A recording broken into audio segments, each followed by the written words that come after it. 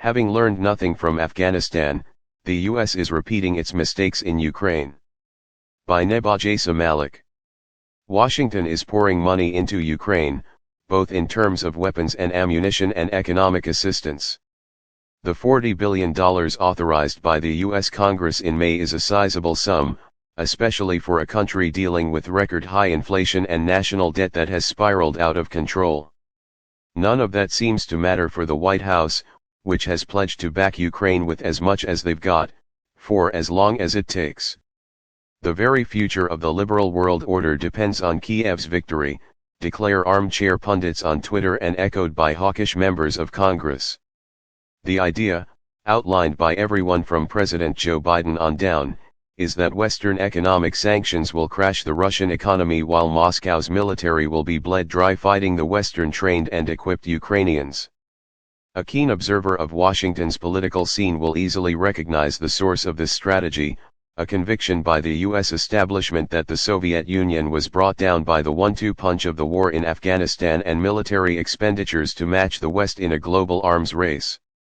This version of the West's Cold War victory is not even up for debate in the US, it's simply taken for granted. On Friday, the White House announced the dispatch of $270 million worth of military aid, including more HIMARS rocket artillery launchers and Phoenix Ghost suicide drones, the latest miracle weapons that are supposed to achieve victory for Ukraine.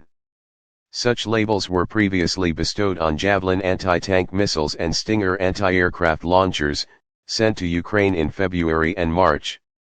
The Stingers had this reputation carry over from Afghanistan, where the US provided them to Islamic militants fighting against the Soviets. While the US strategy for arming the Ukrainians seems partly based on the logic of arming the Afghan Mujahideen in the 1980s, the way Washington's gradual increase of funding to the operations of the government in Kiev is more reminiscent of another Afghan adventure, America's own 20-year occupation, which ended ignominiously last year. Since the American public seems to have forgotten all about it, perhaps a reminder is in order. The US sent troops to Afghanistan in October 2001, shortly after the 9/11 terrorist attacks. What was supposed to be a quick war of vengeance turned into a 20-year open wound on the American budget. The Taliban was ousted quickly, but it took a decade to track down and kill bin Laden, in nearby Pakistan. Even then, the US would not declare victory and go home, as the Taliban were on the rise again in response to the US occupation. In the never-ending struggle to defeat the insurgency, the government in Kabul had most of its budget funded by the US and its allies, while the Pentagon paid the salaries and weapons expenses of the Afghan National Army. On July 8 last year, Biden told Americans that the last US troops would leave Afghanistan by the end of August 2021. When asked if the Taliban takeover was inevitable, he famously replied, "No, it is not," insisting that the Afghan army is as well equipped as any army in the world. Within a month of Biden's defiant statement, the Taliban were at the gates of Kabul and the Pentagon was leaking to major US media outlets that the Afghan capital could fall in 30 to 90 days. In reality, it took only 5. On August 15, the Afghan government melted away and Taliban took control of Kabul virtually unopposed. The original plan to calmly fly US diplomats and civilians out of the country turned into a mad scramble. Images of men clinging onto the departing planes, falling off to their doom, made rounds on social media. The Pentagon sent thousands of US Marines to secure the airport, not from the Taliban, but from the human tide of Afghans seeking to escape. In the end, some 110,000 people were evacuated, but thousands of actual army translators and civilian contractors were left behind.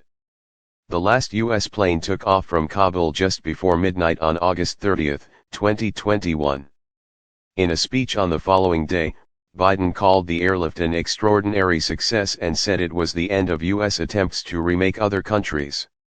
From now on, he said, Washington will set missions with clear, achievable goals, and stay focused on fundamental national interests.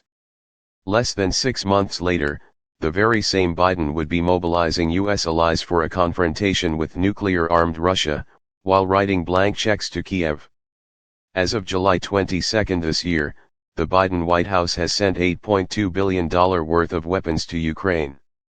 In May, around the time when the U.S. Congress approved a $40 billion Ukraine aid bill, the Pentagon quietly admitted that some $7.1 billion worth of U.S. weapons and equipment sent to Afghanistan had been left behind in Taliban hands. The author is a Serbian-American journalist. Opinion at globaltimes.com.cn